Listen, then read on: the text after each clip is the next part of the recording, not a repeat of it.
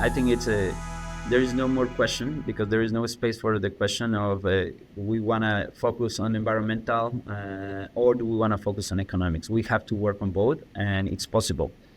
I'm just thinking, when you improve our processes, or when you improve the processes, I will say in sourcing, in transportation, on manufacturing, you need to focus really on lean organization that are really focused on reduction of waste. And the waste is coming probably, as I mentioned, water, energy, and materials that at some point needs to be destroyed, and that has a big impact not only on the environment but also on the performance of the organization. So for me, the better process that you have, the more efficient processes that you have, even from planning, making sure that you plan the right product at the right time, so you really optimize the use of resources in manufacturing, the use of resources in transportation and distribution, have a positive impact on the environment, but also have a positive impact in the economics of the organization.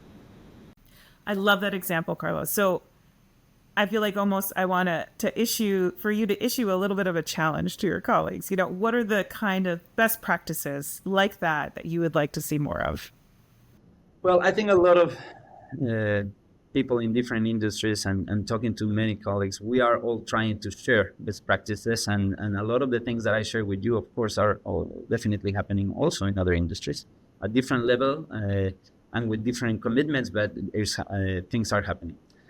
Things that I'm very proud and are also have a big impact on the people is some program that we have with our sourcing teams. For example, the inclusive sourcing program that we have. 85,000 people around the world has had a positive impact of this inclusive sourcing effort that we have.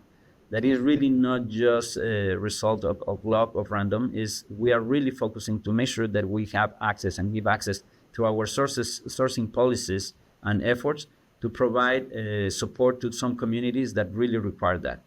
Another one is the fair wage initiatives. In 2020, we commit and we pledge to provide our employees with a fair wage, and it's happening. And we're asking and including our suppliers on this effort, and we are asking them to pledge by 2030.